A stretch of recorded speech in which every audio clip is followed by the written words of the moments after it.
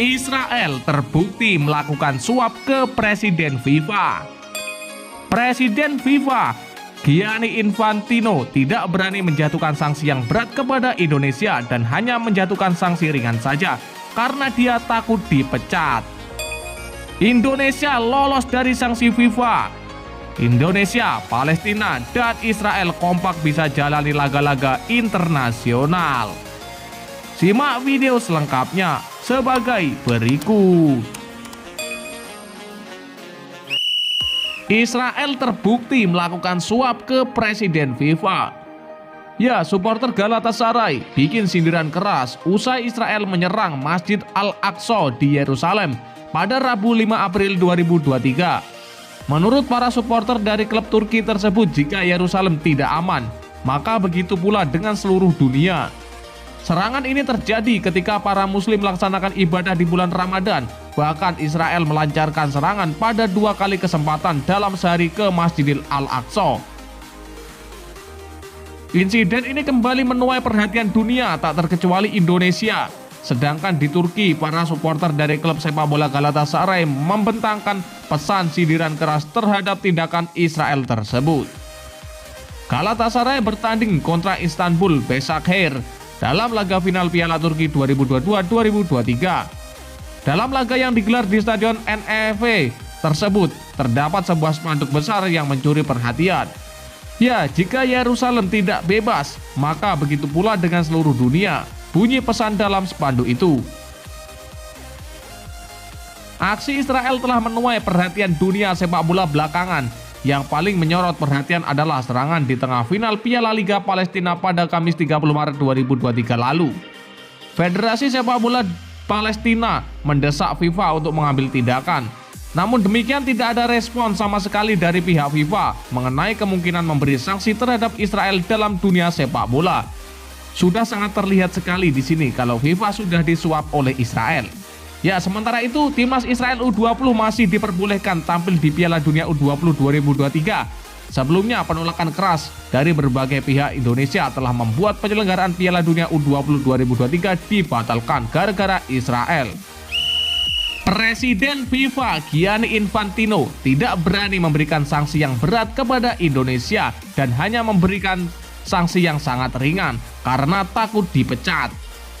Ya, Indonesia terhindar dari sanksi berat setelah gagal menjadi tuan rumah Piala Dunia U20 2023 yang sedianya berlangsung pada 20 Mei hingga 11 Juni 2023. FIFA hanya memberikan hukuman ringan, yaitu sanksi administratif yang bisa dibilang sebagai kartu kuning saja. Indonesia sebelumnya berharap-harap cemas menunggu hukuman yang dijatuhkan FIFA setelah dicoret sebagai tuan rumah Piala Dunia U20 2023. Saat mencoret Indonesia, FIFA menyebut penyebabnya adalah situasi terkini yang terjadi. Pembatalan itu terkait dengan gencarnya aksi penolakan terhadap timnas Israel U20 yang merupakan satu di antara peserta Piala Dunia U20 sebagai wakil Eropa. Semula muncul kekhawatiran Indonesia akan mendapat hukuman berat dari FIFA. Hukuman yang ditakutkan adalah Indonesia dikucilkan dari sepak bola internasional. Ketua Umum PSSI Erick Thohir terbang ke Paris untuk bertemu FIFA, membahas kemungkinan sanksi untuk Indonesia. Akhirnya Erick mengumumkan Indonesia hanya kena sanksi administratif yang diibaratkannya seperti kartu kuning.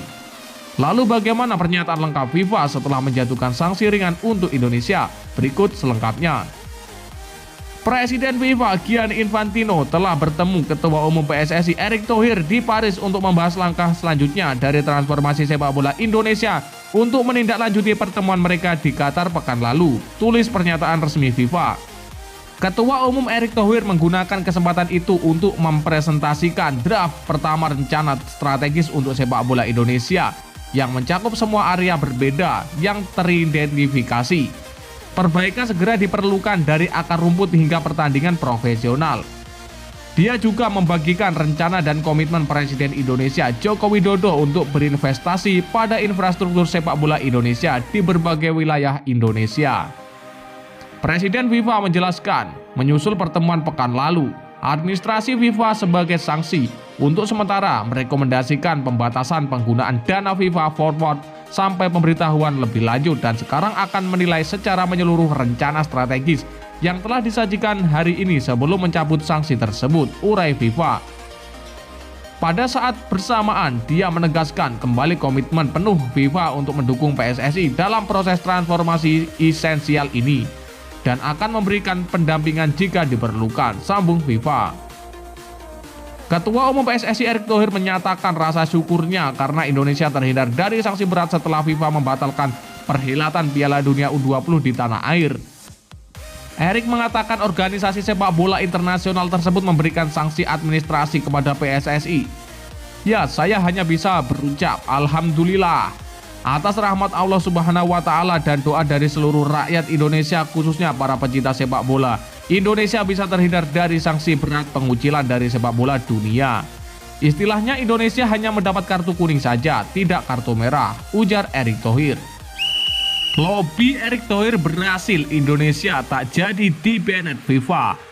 Indonesia, Palestina, dan Israel kompak bisa jalani laga-laga internasional. Ya, timnas Indonesia, Palestina, dan Israel sama-sama bisa menjalani laga-laga internasional. Kepastian ini didapat setelah Indonesia terhindar dari sanksi berat FIFA. Ketua Umum PSSI Erick Thohir dipusingkan dengan potensi ancaman FIFA seiring dengan pembatalan Piala Dunia U20 2023 di Indonesia. Oleh karena itu, dia berangkat ke Eropa pada Senin 3 April 2023 lalu. Erick Thohir berangkat dengan membawa peta biru pembangunan sepak bola Indonesia. Negosiasinya berhasil meyakinkan FIFA dan Indonesia hanya kena sanksi administratif berupa pembekuan dana. Dengan kepastian ini, maka Indonesia bakalan bisa tetap beraksi di kompetisi internasional.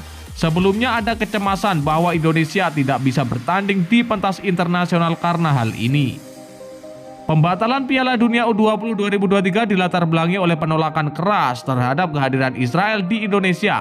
Hal itu mengacu kepada penjajahan Israel terhadap Palestina yang telah berlangsung selama berpuluh-puluh tahun hingga kini. Ada kecemasan bahwa jika Indonesia disanksi, maka justru Israel dan Palestina bakal tetap memainkan sepak bolanya dengan tenang.